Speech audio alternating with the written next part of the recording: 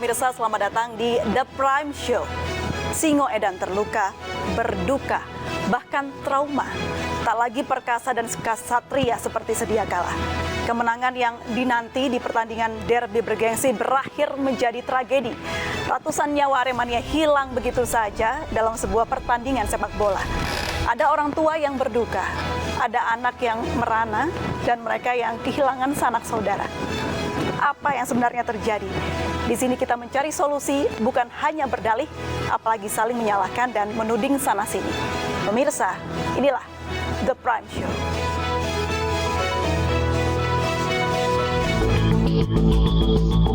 Korban luka akibat tragedi Stadion Kanjuruhan Malang terus bertambah.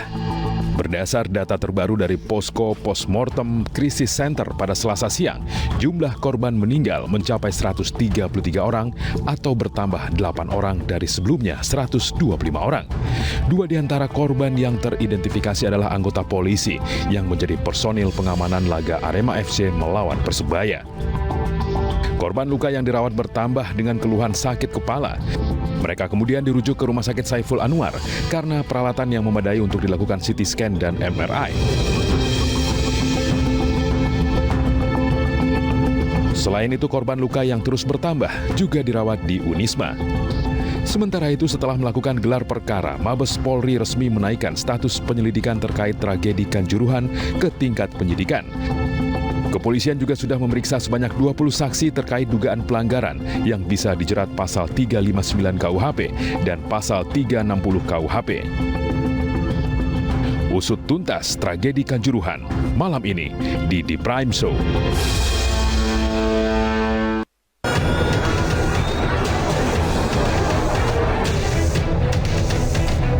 Khusus kepada Kapolri, saya minta melakukan investigasi dan mengusut tuntas kasus ini. Saya menyesalkan terjadinya tragedi ini dan saya berharap ini adalah tragedi terakhir sepak bola di tanah air.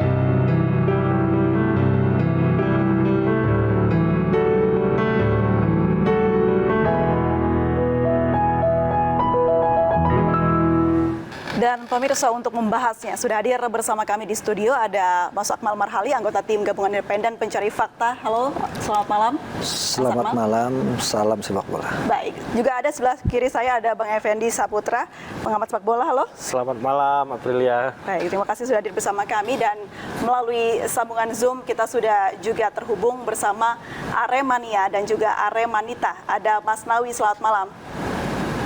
Selamat malam, Assalamualaikum, salam satu jiwa, salam kebangsaan Indonesia. Ada juga Mbak Angel, halo selamat malam Mbak Angel. Ya, selamat malam buat semua. Baik, dan juga kita sudah terhubung bersama Pak Saiful Huda, anggota Komisi 10 DPR RI, dan nanti kita akan berbincang lebih lanjut bersama beliau. Dan pemirsa, untuk kesempatan yang imbang, kita sudah juga mengundang beberapa pihak yang seharusnya hari ini konfirmasi untuk datang, yaitu PT LIB dengan dirutnya langsung.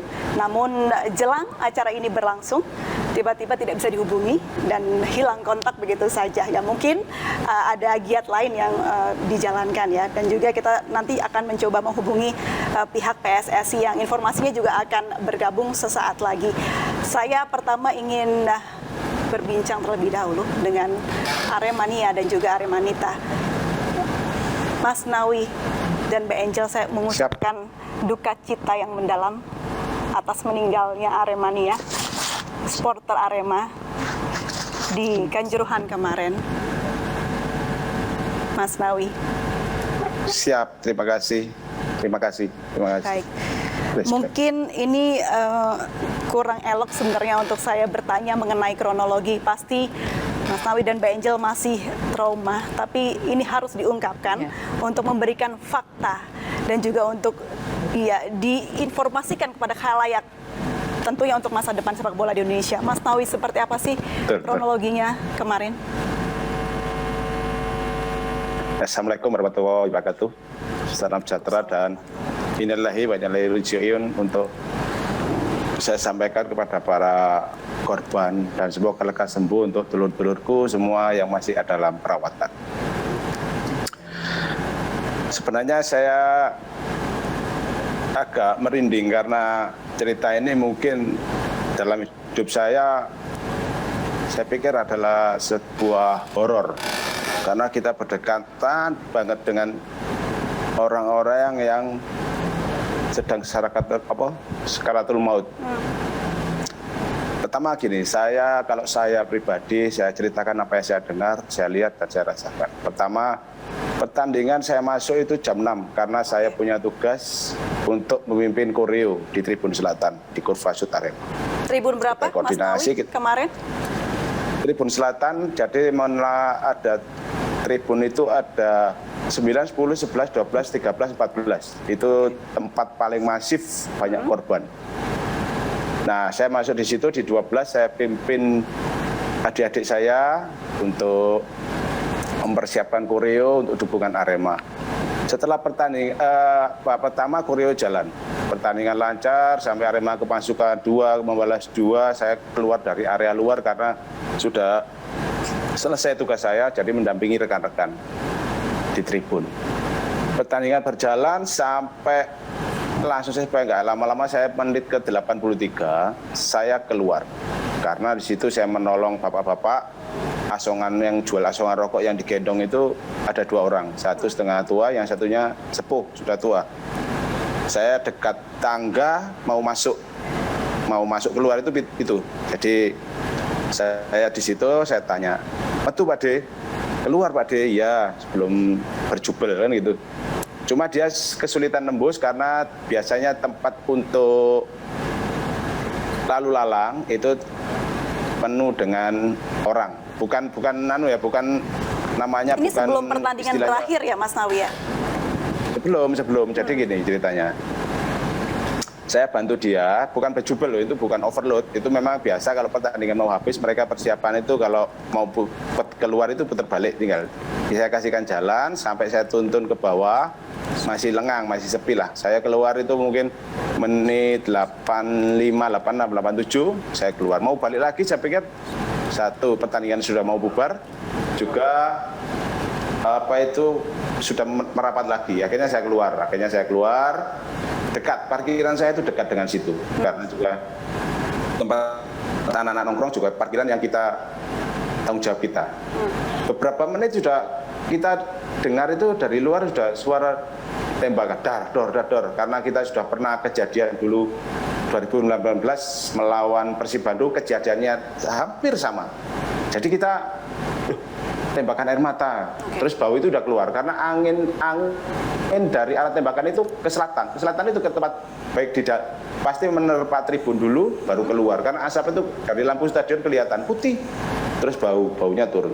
Nah, akhirnya naluri membimbing saya untuk balik lagi ke satu anak saya masih di dalam yang SMP Irland, SMP kelas 9. Lalu ada adik-adik saya di Kurvasut Arema yang berjumlah juga ribuan di situ, adalah sedikit banyak adalah tanggung jawab saya. Saya kembali, saya mengikuti naluri. Akhirnya saya bertemu dengan bapak-bapak polisi yang ibaratnya sudah didorong-dorong lah, sekejap joget, tapi nggak ada pemukulan di Pak Polisinya. Tapi kita coba lindungi karena saya tertunda di situ agak lambat karena Pak Polisinya itu juga pertama ikut nolong mungkin di pintu-pintu itu, akhirnya mereka geser karena semakin lama semakin kan banyak yang kayak ya namanya chaos itu caci maki, tapi nggak ada pemukulan. Jadi chaos ini tuh karena apa sih Mas Nawi? Kalau Mas Nawi bisa ingat kemarin, bukan karena gesekan dengan polisi berarti ya?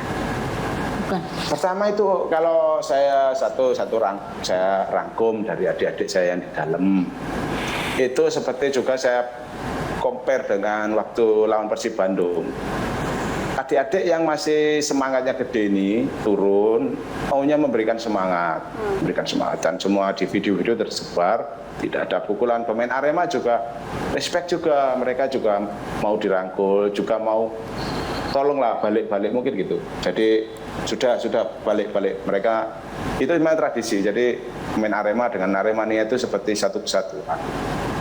Juga akhirnya adik-adik masuk, siapa yang di luar itu semua teriak-teriak, ya di 13, yang di Aris, hampir semua balik, sudah ada videonya juga, balik, karena memang bukan tradisi kita, turun ke lapangan itu bukan tradisi. Jadi semua yang, tapi namanya penonton juga ribuan, mereka tidak terlalu bisa mendengar, akhirnya mendekati VIP itu. Oke. Baik. Saya ke Mbak Angel. Mbak Angel, apakah Ya, cerita dari Mas Nawi ini sesuai dengan yang dijalani Mbak Angel kemarin? kalau kemarin saya tidak ada di tribun sana. Saya awalnya di VIP. Jam 6 saya sampai stadion, terus saya masuk VIP. Dari VIP saya ketemu sama teman saya, dia bilang, "Loh Pak, kok enggak di bawah?" Karena biasanya saya juga di bawah. Di center ban itu saya membantu teman-teman Aremanita yang terkadang ada kejadian anak-anak Aremanita pingsan di sana. Jadi akhirnya saya turun saya waktu itu juga di center ban.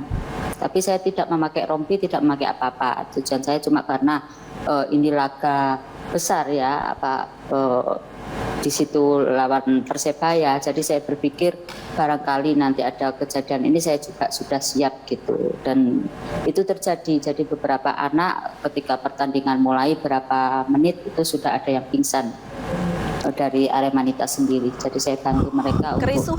Kerusuhan atau mungkin kehektikan ini terjadi di jam berapa, Mbak Angel? Maksudnya yang apa itu? Kerusuhan yang sudah mulai kacau dan tidak bisa dihandle. Oh itu enggak, itu saya sampai menit ke 80 itu tidak terjadi apa-apa. Akhirnya saya menit ke 85 saya keluar.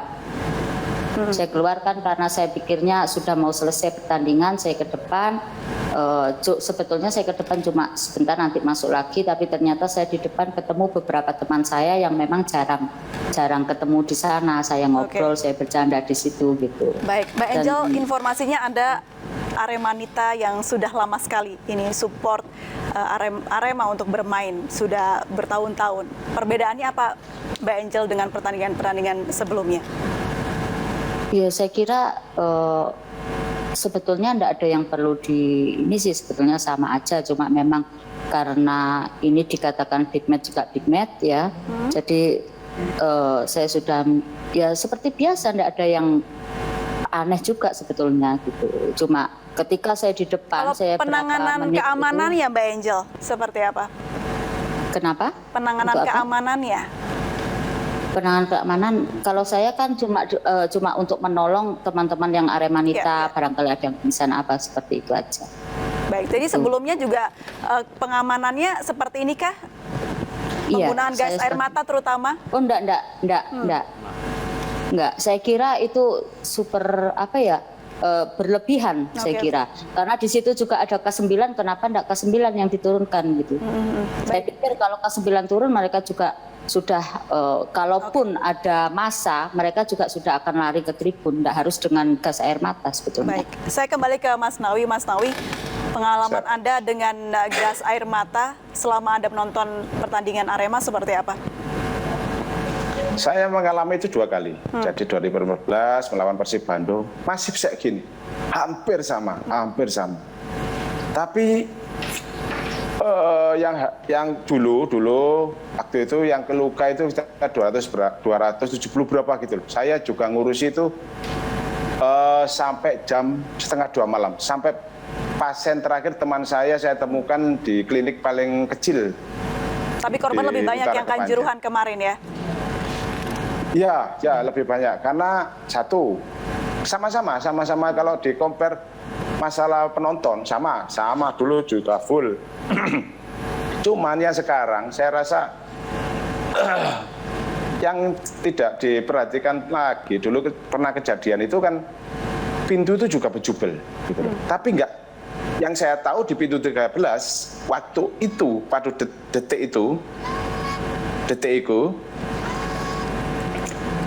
itu sungguh mengerikan karena gini, dia masuk orang yang keluar itu terkunci di pintu. Jadi pintu itu kalau untuk simpangan 2 orang, satu pintu loh ya, pintu kan dibagi 2, tengahnya ini besi. Tengah ini besi. Nah ini kalau untuk simpangan gini aja sulit. Nah itu dimasuki satu pintu itu terkunci 3 orang. Satu pintu terkunci 3 orang. Jadi saya ke pintu 13 setelah bantu mengaman Pak polisi itu, saya tahu sendiri di depan mata saya sendiri mulai orang berteriak-teriak, sampai lambai-lambai tangan, sampai diam sampai pucat, sampai biru di depan mata saya sendiri. Orang itu terkunci. Jadi ini sama ini sudah nempel. Jadi dia Di bawahnya, stuck gitu ya, terkunci karena saling berlomba untuk betul. keluar, Mas Sawi ya. Bukan berarti pintu itu ditutup berarti ya, terbuka tapi tidak lebar begitu. Ya, pintunya buat masuk keluar itu. Jadi gini, yang saya herankan juga ini di pintu 13. Begitu ada masif orang terkunci gitu. Jujur saya buka aja, di situ tidak ada match steward. Pak polisi juga karena Pak polisi juga merasa terancam, mungkin nalurinya juga dia, karena juga mereka sudah yang bisa keluar itu kan kayak orang semua kalap. Ditembak dari dalam, dia bisa evakuasi keluar itu yang masih lancar. Nah, yang nggak bisa itu kan yang turun bareng-bareng, akhirnya berusaha keluar terkunci. Yang di depan saya itu orang 6 sudah jubel. Di bawahnya itu ada lagi orang. Jadi orang menginjak orang. Sebenarnya kita nggak mau nginjak kan? Okay. Tapi ketumpuk lagi yang dari belakang. Karena turunnya tangga itu terlalu curam satu. Okay. Semakin kita mendekati pintu, sebenarnya kalau buka lebar segini ya, tapi nggak pernah memang dibuka itu. Jadi cukup untuk keluar masuk. Di situ ada rowing. Jadi karena kebanyakan supporter yang untuk keluar begitu ya, akhirnya membuat ini tuh pintu akhirnya sesak sekali untuk berlomba jadi keluar begitu. Kita dapat poinnya, Mas Nawi. Kita akan tanyakan ini kepada TGIPF gitu, yang tim pencari fakta memang. Namun kita harus jeda terlebih dahulu, pemirsa, tetaplah bersama kami di The Prime Show.